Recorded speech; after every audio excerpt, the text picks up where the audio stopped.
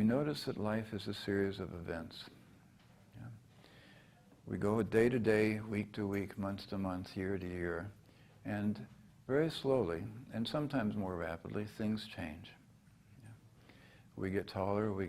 From being a child, we grow taller, or we grow up, and we go through different phases of life, and our interests change as we mature, and we gradually do mature, and gradually then we even figure out what we wanted to do when we grow up, although some of us are still trying to figure that out.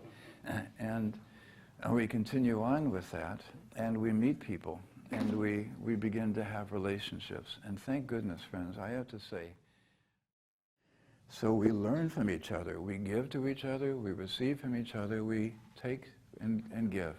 And we exchange, and we learn, and we continue to grow. And as we do so, we hopefully build up a foundation. And we begin to feel that we begin to give a little bit of order to our life. We begin to feel that certain places are home, and certain places are adventure, and certain places are retreat, and so forth. So we begin to kind of order our lives.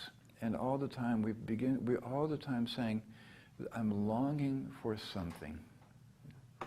I'm longing for something. What is it that I'm longing for? We might initially feel it's our bed, or a blanket, or the milk of our mother, or the next meal, or the next cigarette, or the next drink, or the next day, or the next relationship, or the next big discovery, or the next big adventure, or the next wonderful meditative experience, or something. But we're always longing to expand into something beyond the experience that we're in right now. So in a certain sense, friends, the wonderful thing about human life is that we're always becoming, and things continue to change. And as they continue to change, we can't hold on to what has been, but we can be grateful for what has been, because what has been has brought us to the place where we are. And where we are now is where we are, and we look back with gratitude, and we look forward with expectation and hope. And that's all we can do. It's really all we can do. So in that spirit, we can say the same thing is true of the human being, that we have a biography. Yes, that we arrived from someplace into a body. We began to wake up and grow and experience life on the earth. We began to orient ourselves to the sense world.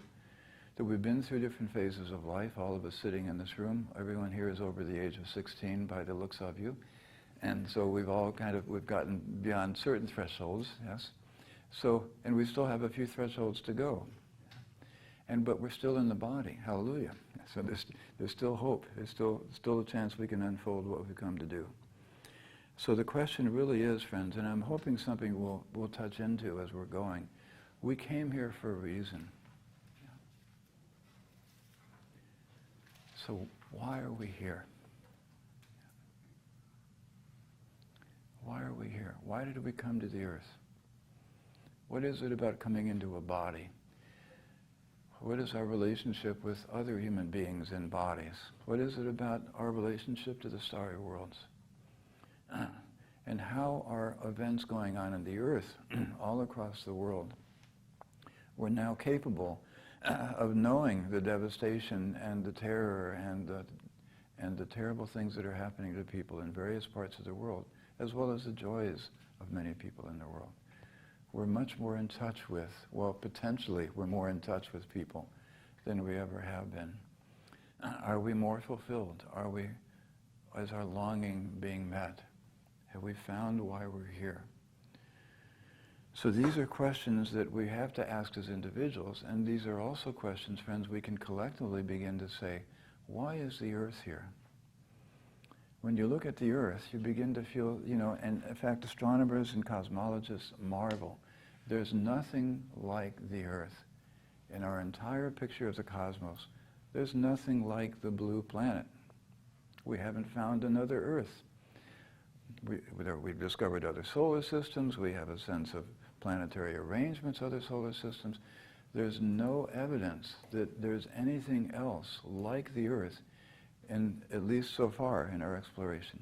in our physical exploration, we found nothing else like this place.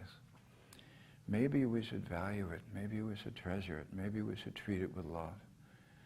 Because if this is the only one, it's kind of important. Yeah. It's the one we're living on. So we feel a kinship to Mother Earth. We also feel a kinship to the cosmos. Yeah. And we have to somehow awaken the spirit within us and find our relationship to other human spirits, the spirit of the earth and the spirit of the cosmos. So I'm hoping these are the kind of conversations we can be having during the sessions. And we're going to go through many different explorations in this time together.